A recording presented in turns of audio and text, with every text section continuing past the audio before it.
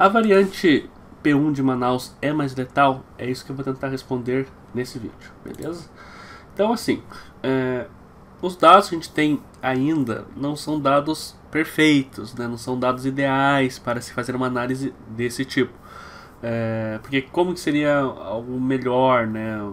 A gente teria que fazer uma análise genética de todos os casos de Covid e avaliar como evolui os casos com a variante antiga e com a variante nova. E ver se tem diferença de desfecho, de internamento, de mortes, etc. A gente não tem isso.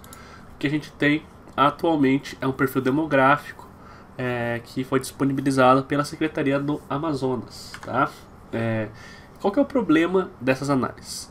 É que você analisar períodos diferentes é bastante complicado, já que hoje se sabe mais sobre a doença, a população sabe mais, a população procura mais precocemente o hospital, os médicos para receber tratamento, atendimento, avaliação. Então isso é algo benéfico. Também em relação aos médicos, a gente sabe hoje manejar muito melhor os pacientes, a gente sabe as doses de maneira mais adequada, principalmente de corticoides, de anticoagulantes, sabe a hora de entrar com esses medicamentos para prejudicar menos o paciente. Então, tudo isso beneficia o paciente. Então, hoje, a tendência é que se fosse a mesma variante, nas mesmas condições, hoje a tendência é que ache uma letalidade bem menor, baseado nesses cuidados que a gente tem, que são superiores, tá? Isso daqui é o dado em relação ao número de casos, né? Então aqui no começo de abril, né, até junho, julho, a gente teve uma onda, a primeira onda aqui no Amazonas, né? E vocês vejam que a segunda onda teve mais casos. Mas tem aquela questão de o número de pacientes testados e os que eram infectados de fato é muito desproporcional. Tinha alguns trabalhos dessa época, na época de maio, junho, que falavam que o número de casos reais era ao torno de 10, 20 vezes o número relatado. Então, em vez daquele pico de 1.600, vai ter 16, 20 mil casos. Então, é algo que é difícil de você estimar. Hoje também tem subnotificação? Tem, mas talvez seja um pouco menos. Talvez. Não tenho como afirmar com certeza esse dado, né? Mas é provável, a gente tem muito mais acesso a testes, as pessoas são mais liberais de procurar testes, outros tipos de testes, etc. Então, é mais provável que haja menos subnotificação. Ainda existe, mas deve ser um pouco menos. Então, e esse dado bruto não é um dado muito bom para se avaliar a letalidade, como eu vou mostrar lá no fim. Então, o que eu proponho, né? É uma ideia, claro que ainda assim não é perfeito, nunca será com um estudo desse tipo. Mas avaliar o número de hospitalizações, porque no hospital, quando o paciente interna, ele vai ser testado se tiver sintomas característicos.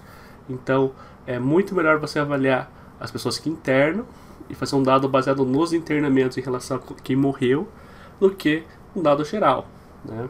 Um dado geral. Claro que a gente não vai saber a proporção de que hospitaliza, mas isso a gente vai saber de qualquer jeito, porque a gente não tem o dado confiável em relação ao número de casos. Então, em relação ao número de internamentos, vocês vejam que não foi tão diferente nos dois períodos. Foi relativamente semelhante. Até o número de homens internados na faixa de 20 e 59 anos foi exatamente o mesmo. Tá? E o número de óbitos variou um pouco.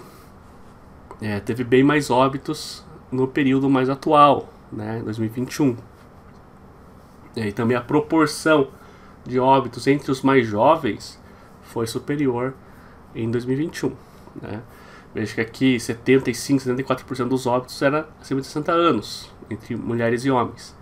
Agora já foi 67, 61% e 32 e 39% na faixa dos 20 a 59 anos, tá? O vermelhinho é mulher, azulzinho é homem.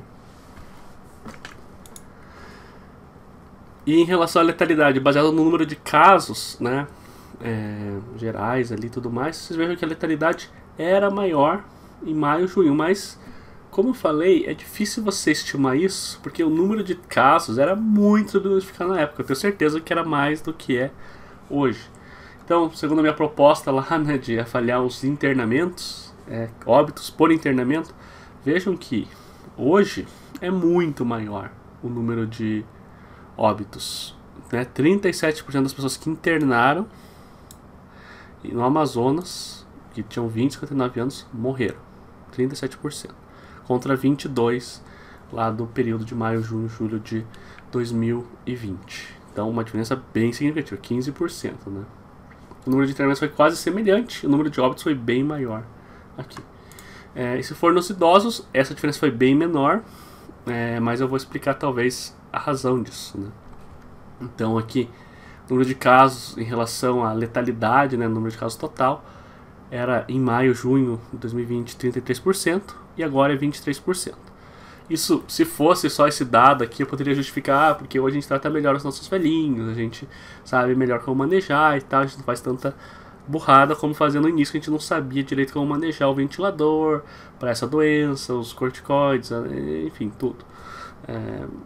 Mas o dado, ainda se for relacionado a óbitos por internamento, ainda 2021 é maior, tá? E outra coisa que poderia justificar aquela quantidade de óbitos maior no período de maio do ano passado é que existia uma quantidade bem maior de pessoas com fatores de risco. Então veja aqui, ó, 60 anos ou mais, fator de risco, 70% tinha, contra 56% atualmente. De 20 a 59 anos, só morria nessa 70% quase dos que morriam com essa idade tinham um fator de risco. Agora foi 46,2%, então bem menos, e morreu proporcionalmente bem mais. Então isso também é algo a se considerar, né, nas comparação de óbitos, né. Inclusive entre as crianças, claro que criança foi muito poucos óbitos, então esses dados aqui não valem muito, né, mas revela alguma tendência, né, talvez. Lá em maio, 80% dos adolescentes tinham algum fator de risco, agora 45%. Em maio do ano passado, 75% tinham fator de risco com menos de 10 anos, que morreram, agora 42%. É muito poucos óbitos, né? Então, esse dado ainda não é algo muito confiável para se afirmar nada.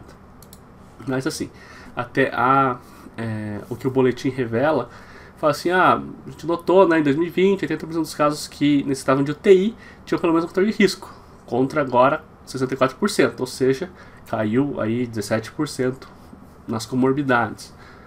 E nos óbitos também caiu. Em 2020, 70% dos que evoluíram a óbito apresentavam uma comorbidade. 2021, 57%.